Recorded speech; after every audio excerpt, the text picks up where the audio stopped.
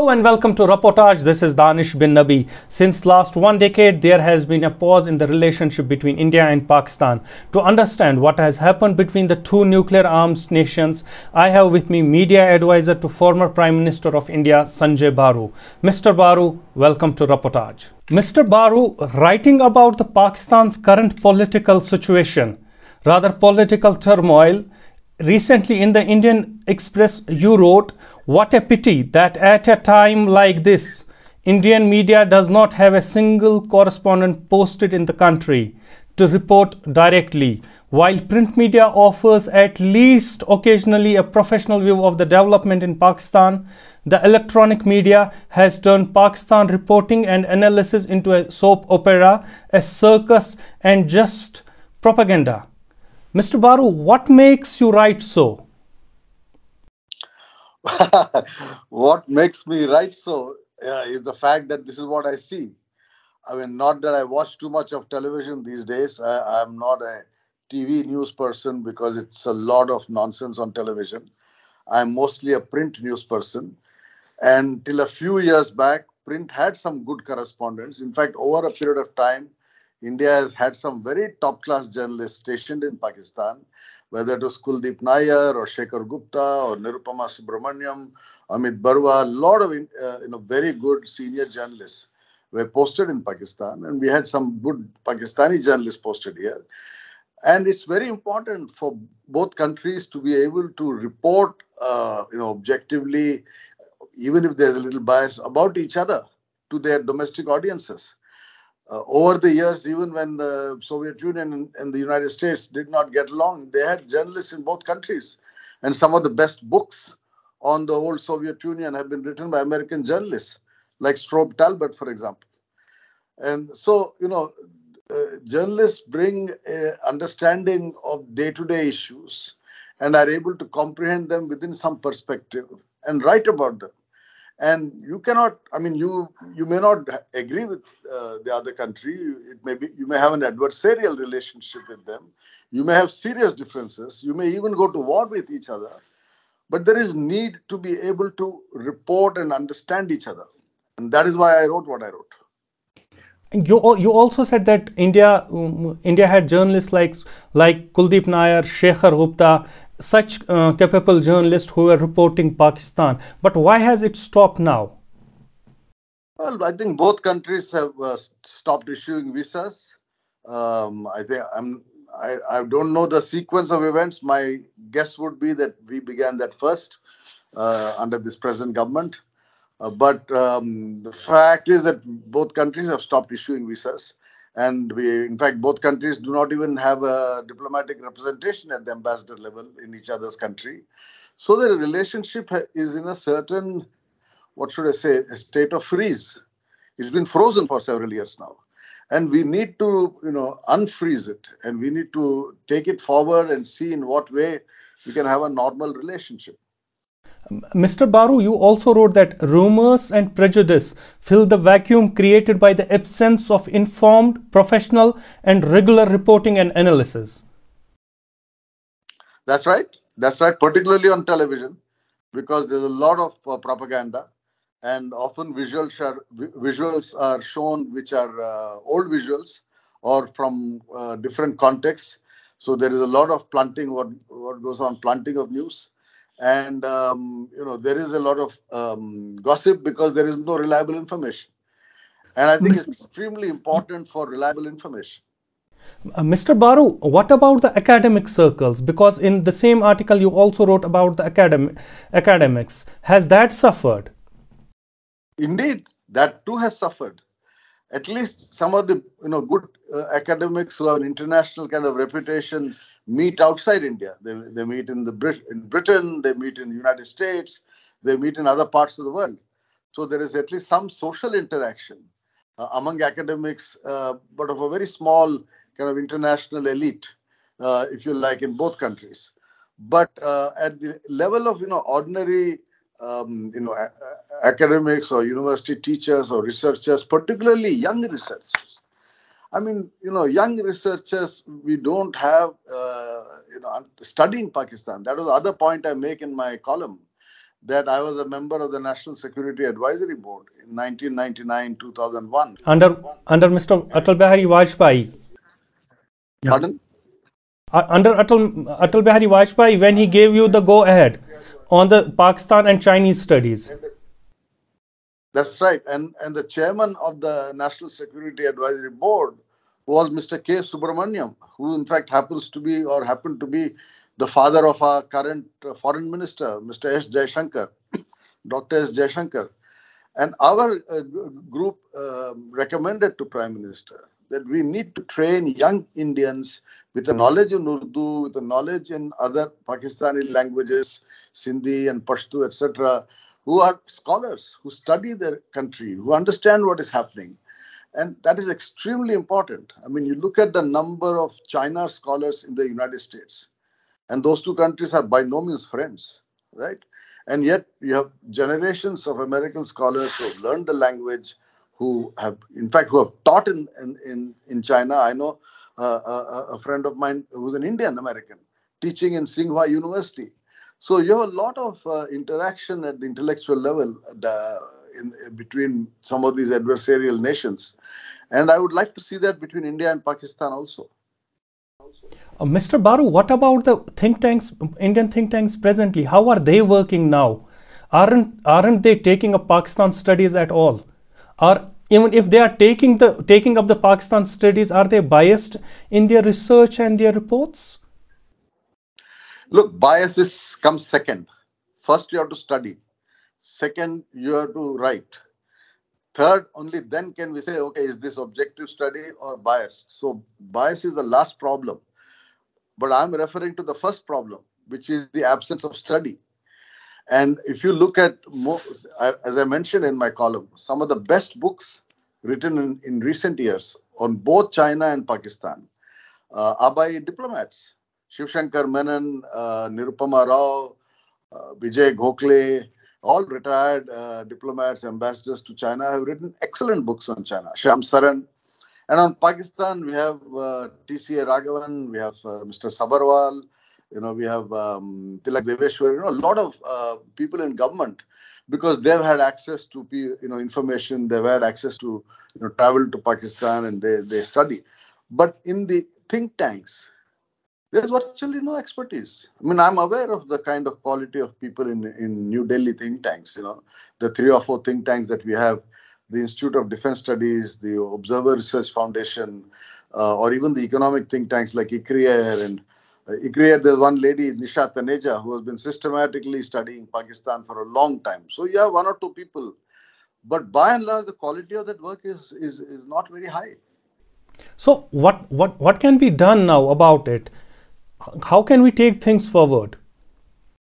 Well, I think the initiative has to come from government, which is what I've written. The initiative has to come from government. The government, first of all, has to change the nature of the relationship, reopen visas, reopen diplomatic relations, re-establish ambassadors. But the present political dispensation is not forthcoming on all these things. You are saying that give visas, diplomatic things, and all these things.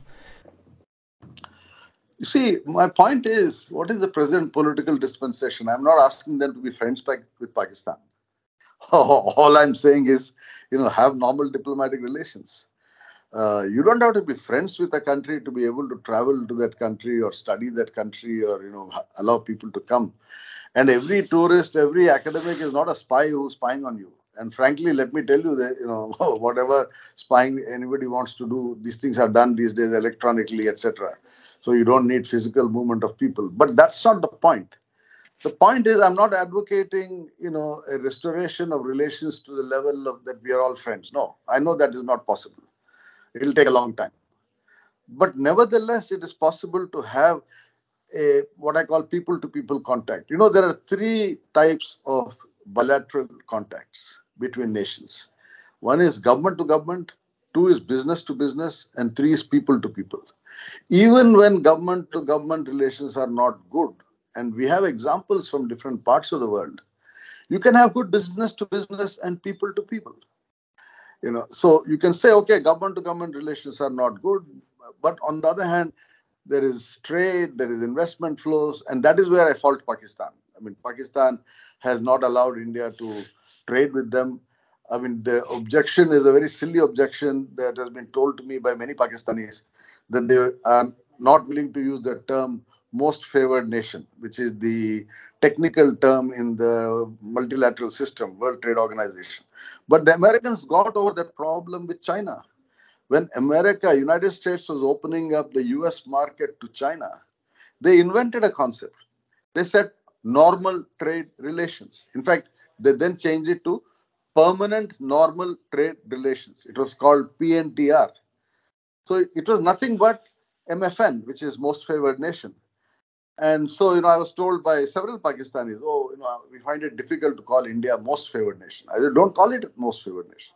Just say we want normal trade relations with India, and like the Americans have with China. So you have NTR or PNTR. So I think on the trade and investment side, Pakistan is to fault. But on the cultural, social, side, I think we should be taking the initiative. We are the bigger country, we are the more powerful country, we have greater self-confidence. We should have that largesse, and culturally, there's so much in common between the two countries. And you also in the same article wrote that India's growing focus on China uh, has put Pakistan into a woefully inadequate research things. That's right. As I told you, I mean, we have 6 or 7 very good books on China published in the recent past. But just 2 or 3, such books on Pakistan, and that too by diplomats. I think we need more scholarship, and even in the media. I mean, we have right now, in fact, 2 or 3 correspondents based in China, in Beijing or Shanghai. And no one in Islamabad. Pardon? And no one in Islamabad. And no one in Islamabad. And so, this fascination for China, or worry about China, or obsession about China, or kind of an inferiority complex about China has meant that there's a lot of focus on China, but inadequate focus on Pakistan, and both are important for India. In some ways, in my judgment, understanding Pakistan is even more important. Mr. Baru, I would like to understand one important thing from you.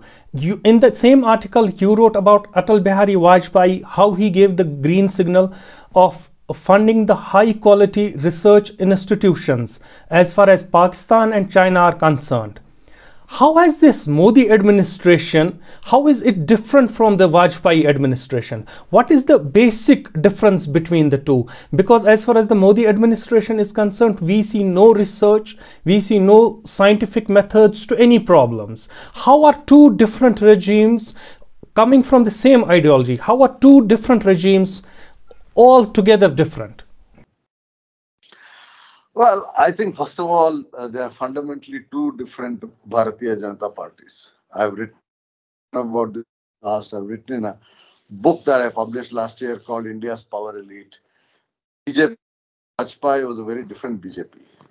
And the BJP of Mr. Modi is a very different BJP. And I can explain in what way those differences are. The differences are very visibly in terms of people. There's not a single minister in this government today, Modi government today, who was part of the Vajpayee government. Not one, right? I think Rajnath Singh is probably the one. Maybe he was agriculture minister, whatever. I forget now Yes. what position he had. But otherwise, none of the others. Nirmala Sitaraman, Jay Shankar, Hardeep Puri, Vaishnav, all these ministers who are important in the Modi government, they're all post Vajpayee recruits into the BJP. And therefore, as purely in terms of people, this is a very different BJP. Then, in terms of ideology, it's a different BJP. Atal Bihari Vajpayee genuinely believed in Sabka Saath, Sabka Vikas, which is the kind of official slogan of Mr. Modi. He genuinely believed in the old slogan of unity in diversity. And therefore, he was someone, though his ideology was Hindutva, and there's no doubt about that, but he saw it as, as not as a barrier to relations with other communities, but as a way of bridging relations on a different level with all communities.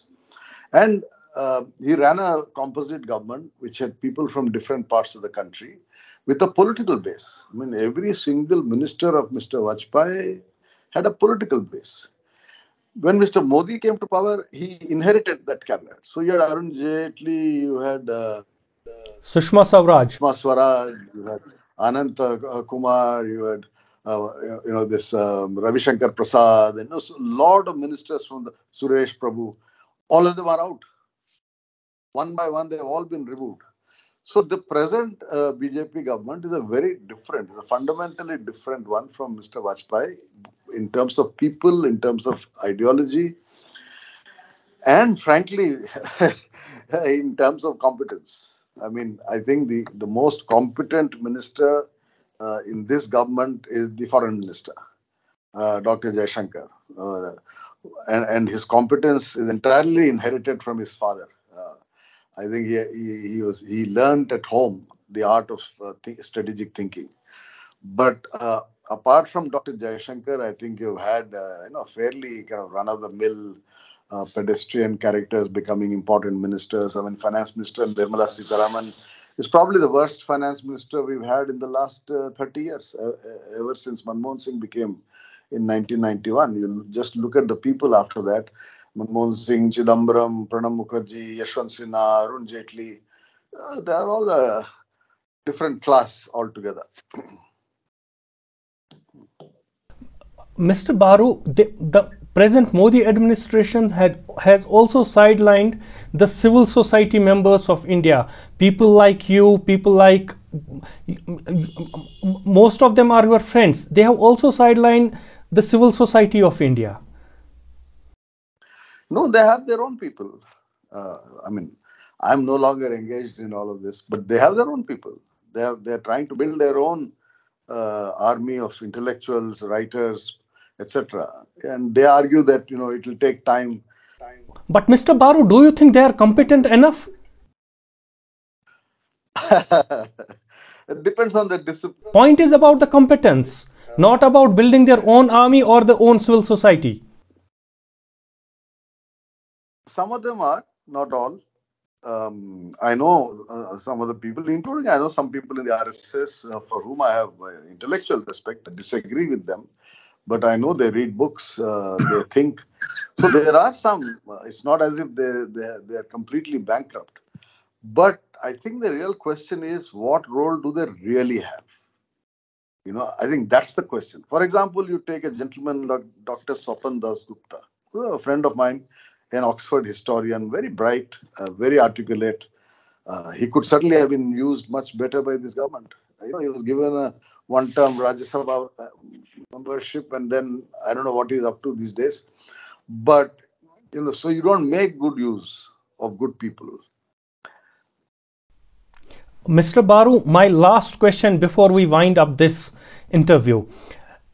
In the end of that article, you wrote, a nation and a society that lives in ignorance of its own neighbors can hardly expect it to play a significant role in the destiny of its neighborhood, even if the official policy remains neighborhood first. My question, can you kindly explain what you are trying to say? Oh, I think the statement is quite explicit. You see, there are two approaches one can take to one's neighborhood. One can say, look, I'm not interested in these guys. I belong to a different peer group. My peers are United States, Russia, China, Brazil, South Africa, etc. Not Maldives, Nepal, Bangladesh. These are chota fellows. I'm not interested in them. So you can take a view that these small countries don't matter for you, and relations with the big guys or the middle powers is more important. But that is not official policy, and correctly so. I think the foreign minister has many times said, and I fully endorse his views, he said neighborhood first. So relations with Sri Lanka, with Maldives, with Nepal, with Bangladesh, with Bhutan, Myanmar, Afghanistan, Pakistan, all are important. And once you have said these are important, then these relations cannot be purely at the level of joint secretaries and spy agencies and defense ministry. There's a very famous speech of Dr. Manmohan Singh in Parliament. If my memory serves me right, it was in the budget session of Parliament in 2006 before the visit of President Musharraf. Now, I don't know whether President Musharraf came in 2005 or 2006, maybe 2005. Budget session. You can Google it and see. Manmohan Singh's speech in Parliament, in which he welcomed Musharraf to India. He went to Parliament because if you remember, President Musharraf said, "Oh, I want to go to India to watch a cricket match." And the official reaction to that was, no, no, no, this is not the right time. Prime Minister yeah, this was 2005, budget session 2005. The Prime Minister has not yet settled down. He's not even 1 year since he's in office. He has other priorities. Pakistan is not his priority. And Musharraf will come and hog the media, etc. So he was advised officially. And I've written about this in my book on the accidental Prime Minister. He was advised by the Ministry of External Affairs and the National Security Advisor not to invite Musharraf.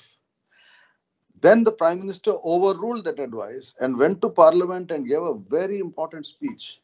In that speech, he said that our relations with our neighbors should be such that any head of state or government in our neighborhood should feel free to come to India, any part of India, to attend a wedding, to do some shopping, to watch a cricket match, to watch a new movie, or to just travel as a tourist. That we have to be that open to our neighbors that they can just come in and go. And that is how Europe is. I mean, European leaders, take holiday in each other's countries. On the flip side of this, even Modi invited all the SAARC leaders, which include all our neighbors. Yes, that was the official meeting. That was for his swearing-in ceremony. I'm talking of non-official, I mean, informal visits, because that is where relations are actually taken forward. Official meetings, you have government officials and an agenda, etc. That is different level of engagement. But when you come to a wedding in Delhi, or you come to see a cricket match in Bombay, etc., you are engaging with society, and I think that is what we should see a lot of. Mr. Baru, my last question. Are you hopeful that there in coming days, India and Pakistan relations will see good days ahead? I think right now it depends on what happens in Pakistan, because events have suddenly taken a different turn in Pakistan.